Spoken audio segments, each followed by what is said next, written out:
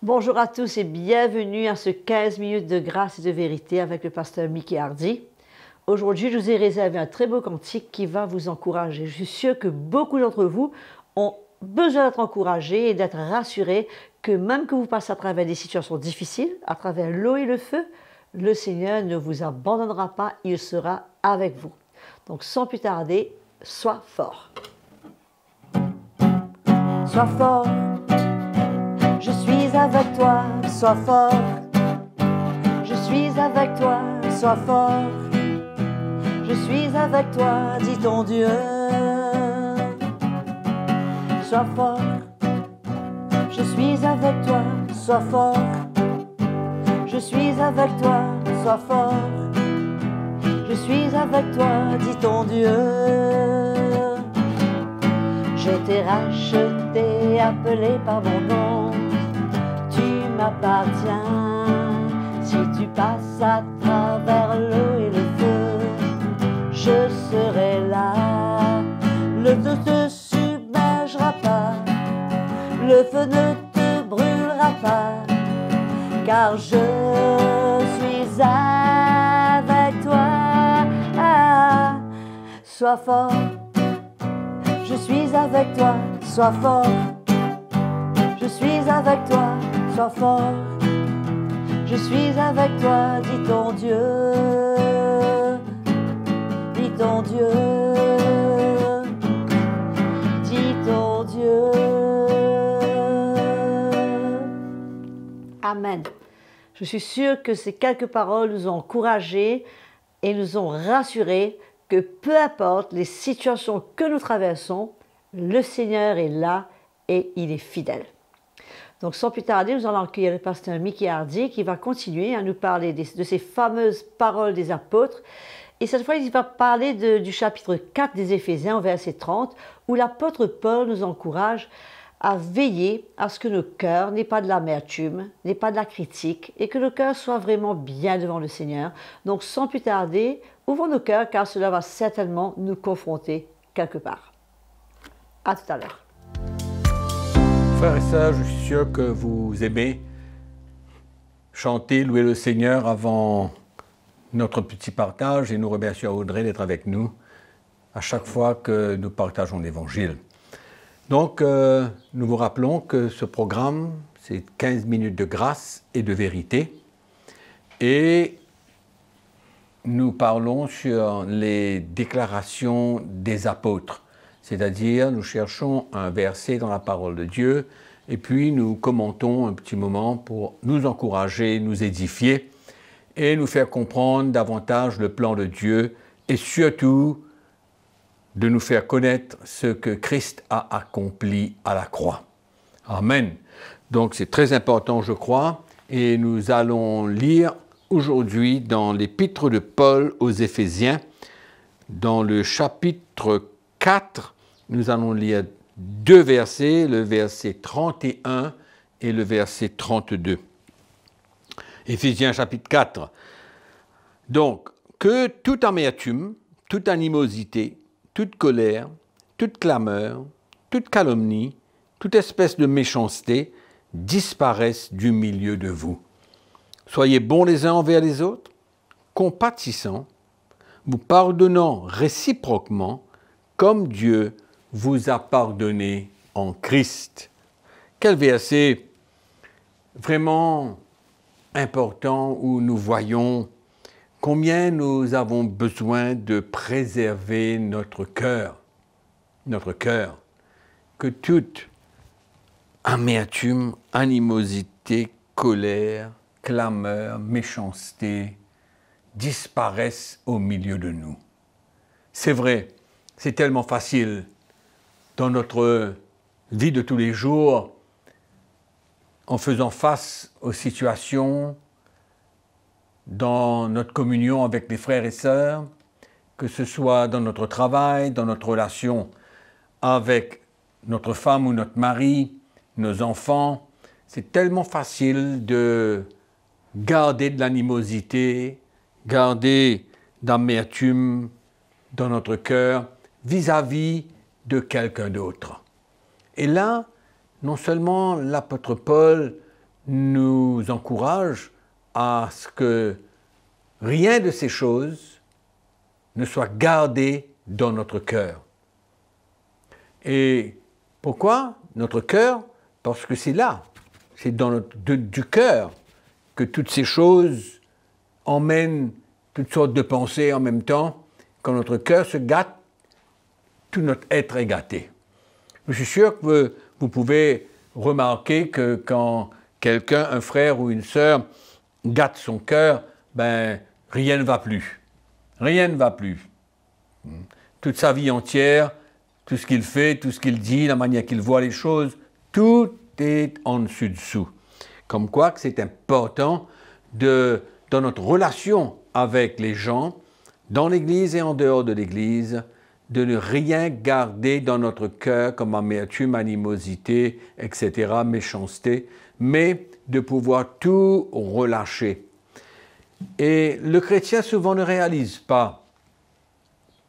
Il pense qu'il peut continuer à servir le Seigneur, qu'il peut continuer à participer aux activités de l'Église, mais en même temps, il garde ces choses dans le cœur vis-à-vis de quelqu'un d'autre. C'est absolument impossible. C'est pourquoi la parole de Dieu nous dit de garder notre cœur plus que toute autre chose, car c'est de là que découlent les sources de la vie.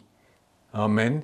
Et Jésus parle même dans l'évangile de Marc, au chapitre 7, nous lisons à partir du verset, allons dire, 21, Marc chapitre 7, verset 21, « Car c'est du dedans, c'est du cœur des hommes, que sortent les mauvaises pensées, les adultères, les débauches, les meurtres, les vols, les méchancetés, les cupidités, la fraude, le dérèglement, le regard envieux, la calomnie, l'orgueil, la folie. Toutes ces choses mauvaises sortent du dedans. Et cela souille l'homme. Ça le souille. Ça souille l'homme que de garder à l'intérieur de notre cœur toutes ces mauvaises choses. Et l'apôtre Paul, dans l'Éphésiens, nous conseille, nous encourage à ne rien garder dans notre cœur qui pourrait vraiment affecter toute notre vie. Affecter toute notre vie. Et là, c'est vrai que pour le chrétien, mais même pour les pasteurs, même pour les serviteurs de Dieu, combien on ne doit pas garder dans notre cœur quoi que ce soit vis-à-vis d'un frère et d'une sœur ou de quelqu'un. Et le verset 32 nous parle du pardon. De la même manière que le Seigneur nous a pardonné, nous avons besoin de pardonner. Amen. Et nous avons besoin de vraiment comprendre la puissance qu'il y a dans le pardon et la destruction de notre vie quand nous ne pardonnons pas et que nous gardons des amertumes, des colères, des animosités dans notre cœur. Donc c'est très très important de veiller. Veiller à ce que rien puisse pénétrer notre cœur et que nous gardions ces choses dans notre cœur, car cela va affecter toute notre vie chrétienne, cela va affecter notre relation avec le Seigneur, notre relation entre frères et sœurs. Donc très, très, très important que le chrétien ne croit pas qu'il pourra s'en sortir. Oublier, garder ces choses dans notre cœur et en même temps essayer de faire la volonté de Dieu, essayer de répondre à l'appel de Dieu. Non, c'est absolument impossible. Nous avons intérêt à vraiment considérer le fait que notre cœur est l'endroit où résident des bonnes choses et de mauvaises choses. Et c'est l'endroit où, quand ces mauvaises choses sont présentes, cela détruit notre vie. Et aussi la vie des autres. Parce que quand notre cœur n'est pas bien et qu'on garde toutes ces choses, ben nous avons tendance à aussi parler aux autres, communiquer cela aux autres. Hein? Et dans l'esprit, ce sont des choses qui se communiquent, qui se transmettent. Et donc, ce qui fait que, à la longue, à la fin, on ne construit pas. Au lieu de construire la vie des gens, on les empoisonne, on les détruit. Donc, l'état de notre cœur est absolument important. Ne jouons pas avec cela. Non, ne prenons pas cela à la légère.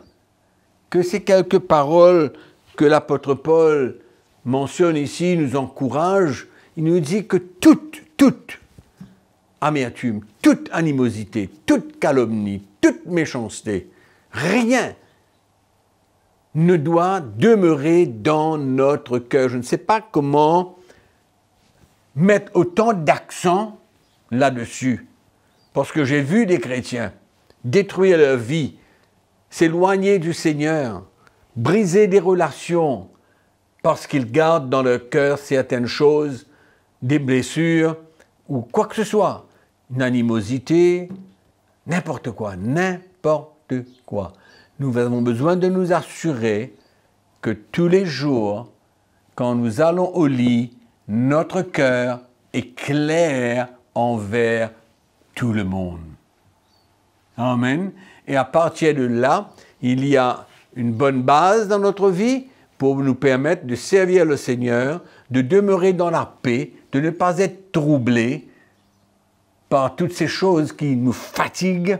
Ça fatigue le chrétien, ça le détruit, ça l'emmène à avoir des réactions intérieures où il lutte avec ces choses-là et il ne peut pas s'épanouir. Il ne pourra pas s'épanouir. Ça va être difficile pour lui.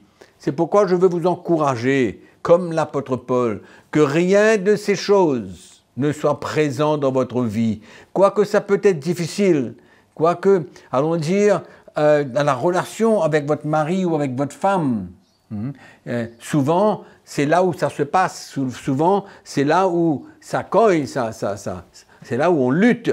Mais je veux vous encourager de prendre votre croix, de pardonner, de relâcher, de ne pas garder quoi que ce soit sur notre cœur.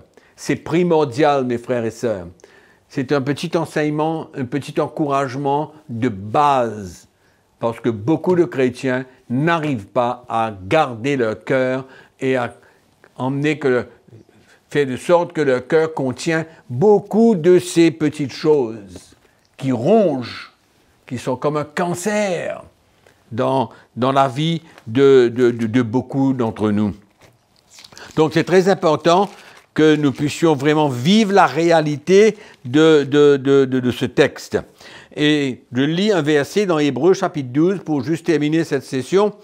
Et au verset 15, la parole de Dieu nous dit au chapitre 12 des Hébreux, « Veillez à ce que personne ne se prive de la grâce de Dieu, à ce qu'aucune racine d'amertume poussant des rejetons ne produise du trouble, et que plusieurs n'en soient infectés. » Donc non seulement nous-mêmes, on va être handicapés, mais il y a aussi beaucoup de risques d'infecter les autres. Alors, mais pour aujourd'hui, gardons notre cœur. Restons là, n'entrons pas dans d'autres détails, mais que toutes ces choses ne demeurent pas en nous, mais que nous soyons libres dans notre cœur et que nous puissions voir n'importe qui les yeux dans les yeux et qu'il y a un bon parfum, une bonne attitude de cœur et c'est ça qui va glorifier le Seigneur Jésus-Christ dans notre vie. Amen. Que Jésus soit glorifié par notre vie, notre attitude de cœur. Que le Seigneur vous encourage, que le Seigneur, sa grâce demeure avec vous tous les jours et nous nous retrouverons dans la prochaine session. Entre-temps, n'oubliez pas que nous vous aimons. Amen. Quel rappel, n'est-ce pas, mes frères et sœurs, de la manière que nous devons vivre en tant que chrétiens, les relations pures que nous devons avoir les uns avec les autres, comme l'apôtre Paul nous dit, se pardonner réciproquement. Je pense que c'est un encouragement extraordinaire et en même temps un miroir pour chacun de nous, afin de nous ramener là où le Seigneur veut nous ramener. Que le Seigneur continue à vous bénir alors que vous partagez ces messages, que vous encouragez d'autres à les écouter. Continuez à nous écrire sur l'adresse qui est sur votre écran et surtout n'oubliez pas de nous envoyer vos questions et même vos suggestions. Je vous donne rendez-vous sans faute pour la prochaine session avec le pasteur Mickey Hardy, toujours dans ce 15 minutes de grâce et de vérité. Et jusque-là, je vous dis que le Seigneur vous bénisse.